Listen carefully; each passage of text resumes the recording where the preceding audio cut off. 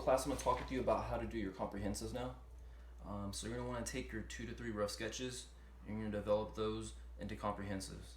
And remember, as you develop them, they're still flexible, they're still malleable, and you can still adjust them how you see fit.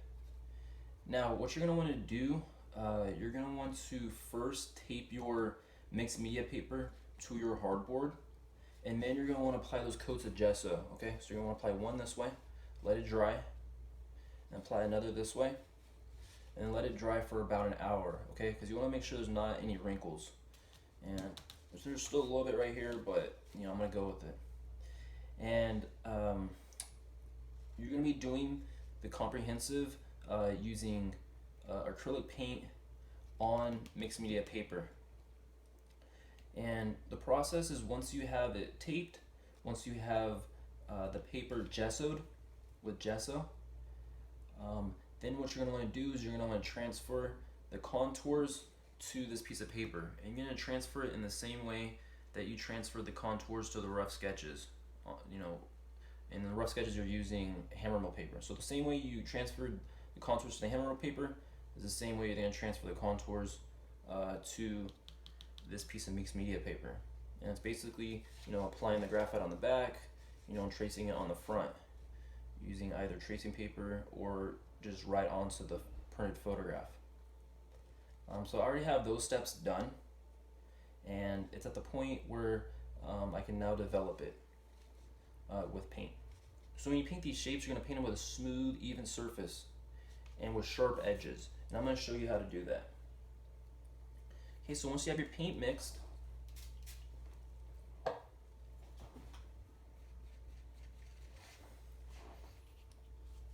going to start to fill in the shape. And you may notice in the first coat it's going on a little bit transparent. Don't worry, on the second coat it'll be nice and smooth. So now it's not smooth, okay?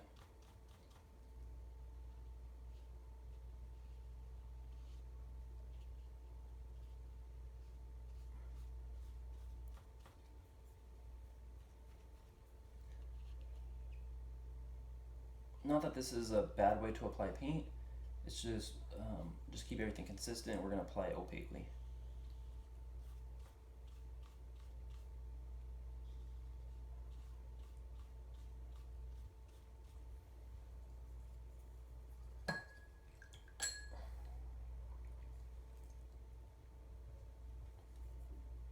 So you're going to capture these edges with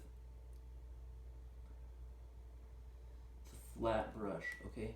Now you could also use tape for these sharp edges if you like. You could use tape for those, or you could do them freehand, it's up to you.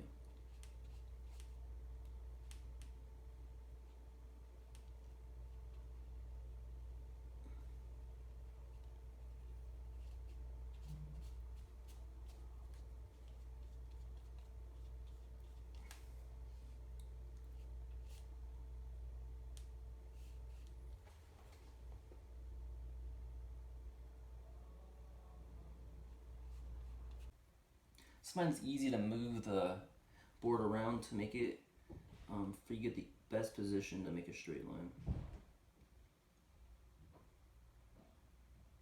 If you're really having trouble though, I would suggest just taping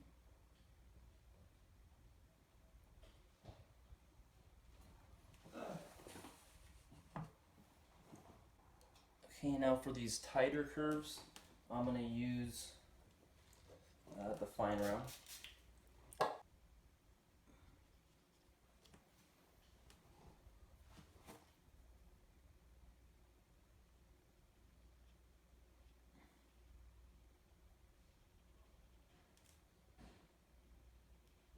So you're not going to apply too much water to this paint when you mix it. Otherwise it's going to go on more transparent.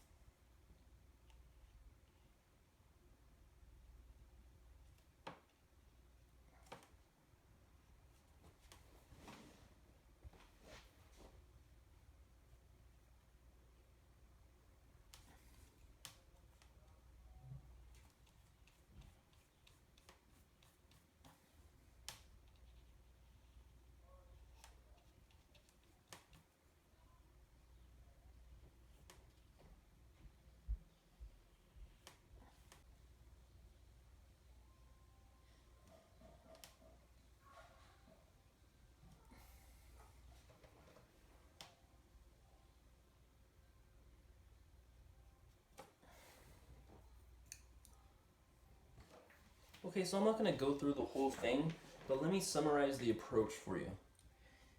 You're going to establish your colors across the whole design, and you're going to do that just with one coat. And the reason I say do it with just one coat at the beginning is so that you could start to see the color relationships, start to see how the colors are interacting with each other. Because that's our goal here when understanding colors, to understand how they interact with each other. How a color looks depends on the colors around it. And the overall mood and feeling that's communicated, as well as any ideas that are communicated through these color relationships. Now, once you have it all established with one coat and the colors you want, then you're going to go through and you're going to do a second coat, as was done with this shape. And then in that case, you're going to fine tune the edges, make sure they're nice and precise. Okay, because we want nice and precise edges and smooth, even surfaces. So I'm going to show you what your shapes would look like at the end of your project. And you're going to have smooth and even shapes. And these are going to have sharp edges. Okay, and I use tape to get this straight edge right here. But a lot of this could be done with both the flat and the fine round for stuff like this. So once you've completed your 2 to 3 comprehensives, you're going to choose your most successful comprehensive and you're going to mount it to the black presentation board. So your final color project is 8 inch by 8 inches. You're going to want to neatly cut it out, and you could do that with the X-Acto blade and the ruler. And you're neatly cut out your 8 inch by 8 inch final color project, and you're going to mount it on a 13 inch by 13 inch black presentation board. And when you do so, just please be sure to draw lightly on the presentation board, and then erase it with one of the included erasers. And make sure you put enough of the rubber cement and do it up to the edges. And realize with the rubber cement, it rubs off. So if you get a little bit extra on the edge, you could just rub it off. So don't worry about it bleeding off into the presentation board, because it can simply be rubbed off. When you're choosing which comprehensive to make the final, consider which one uses color to express what you want.